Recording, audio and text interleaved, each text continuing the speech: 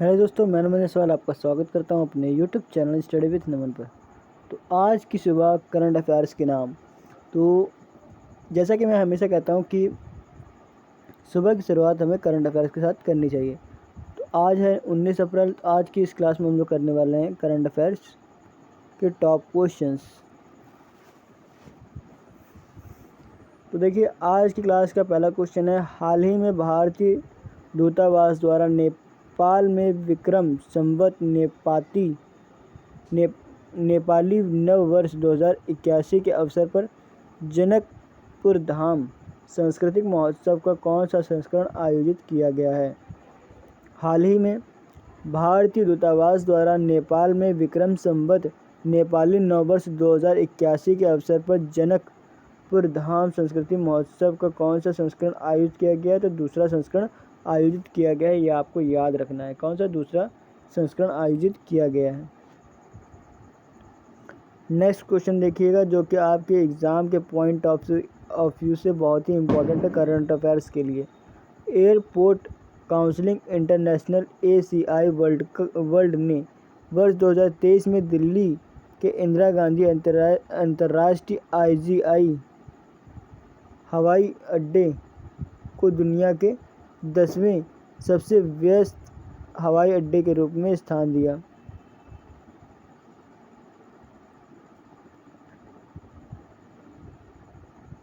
वो है 10वें। देखिए, एयरपोर्ट काउंसिल इंटरनेशनल वर्ल्ड ने वर्ष 2023 में दिल्ली के इंदिरा गांधी अंतर्राष्ट्रीय IGI हवाई अड्डे को दुनिया के 10वें सबसे व्यस्त अड्डे के रूप में स्थान दिया है। ठीक है, आपको याद रखना कौन सा स्थान दिया है? 10वां स्थान दिया है। थोक मूल्य सूचकांक WPI का मूल्य सूचकांक जो कुछ चुनी हुई वस्तुओं के सामूहिक औसत मूल्य का प्रतिनिधित्व करता है। इसे किसके द्वारा प्रकाशित किया जाता है? तो वाणिज्य मंत्रालय द्वारा। थोक मूल्य सूचकांक एक मूल्य सूचकांक है जो कुछ चुनी हुई वस्तुओं के सामूहिक औसत मूल्य का प्रतिनिधित्व करता है। इसे वाणिज्य मंत्रालय द्वारा प्रकाशित किया जाता है। स्पेस इंडिया का ब्रांड एम्बेसडर किसे नियुक्त किया गया? तो आपका हो जाएगा संजना सांघी। आपके लिए बहुत ही मोस्ट इम्पॉर्टेंट क्वेश्चन है चौथा क्वेश्चन, स्पेस इंडिया का ब्रांड एम्बेसडर किसे नियुक्त किया गया? तो संजना सांघी को। ठीक है, नेक्स्ट क्वेश्चन देखिएगा, DRDO किस राज्य में DRDO ने MPATGM हथियार प्रणाली विकासात्मक परीक्षण सफलता आयोजित किया है? राजस्थान ने।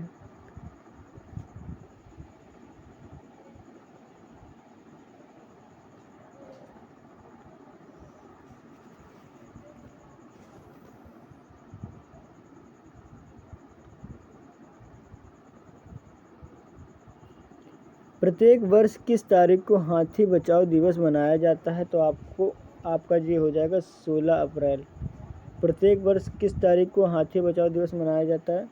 तो आपका 16 अप्रैल को। IMF ने 16 अप्रैल 2024 को वित्त वर्ष 2024-25 के लिए भारत के सकल घरेलू उत्पाद के विकास का अनुमान को बढ़ाकर कितना प्रतिशत कर दिया है? 6.8%। कितना? 6.8% कर दिया है। नेक्स्ट क्वेश्चन देखते हैं, हाल ही में किस देश ने पाकिस्तान सहित कई देशों को अपने नागरिकों के लिए खतरनाक देशों की लिस्ट में शामिल किया है? तो ब्रिटेन ने। हाल ही में किस देश ने पाकिस्तान सहित कई देशों को अपने नागरिकों के लिए खतरनाक देशों की लिस्ट में शामिल किया? ब्रिटेन ने।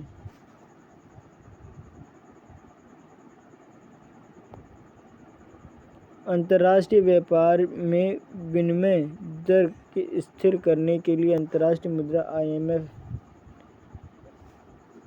की स्थापना कब की गई थी? अंतर्राष्ट्रीय व्यापार विनिमय दर की स्थिर करने के लिए अंतर्राष्ट्रीय मुद्रा कोष की स्थापना जो है कब की गई थी? तो वो की गई थी 1945 में।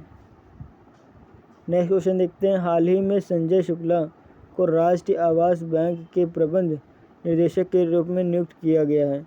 यह किस मंत्रालय के तहत कार्य करता है? वित्त मंत्रालय के तहत। हाल ही में संजय शुक्ला को राष्ट्रीय आवास बैंक के प्रबंध निदेशक के रूप में नियुक्त किया गया है।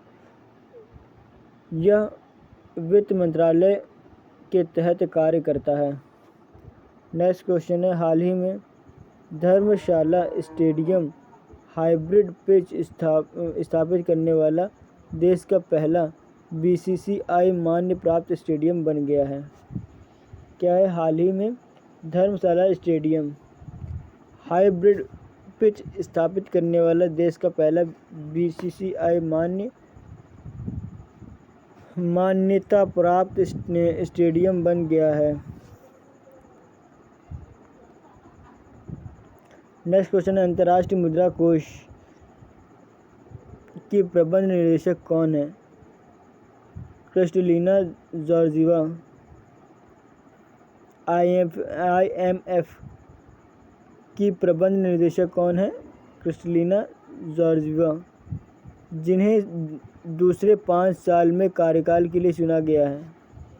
क्या बोला? अंतर्राष्ट्रीय मुद्रा कोष के प्रबंध निदेशक कौन है जिन्हें दूसरे 5 साल के कार्यकाल के लिए चुना गया है? तो वो हो जाएंगे क्रिस्टलिना जॉर्जिवा।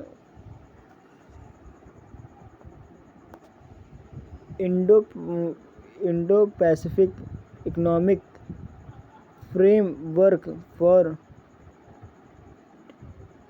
प्रॉस्पेरिटी ने 5 से 6 जून 2024 को किस देश का एक स्वच्छ अर्थव्यवस्था निवेशक फोरम आयोजित करने का निर्णय लिया है?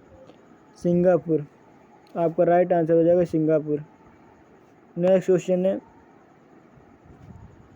निम्नलिखित में से किसे राष्ट्र के लोगों और समाज के प्रति उनके उल्लेखनीय समर्पण के लिए प्रतिष्ठित तीसरे लता दीनानाथ मंगेशकर पुरस्कार से सम्मानित किया जाएगा? अमिताभ बच्चन को।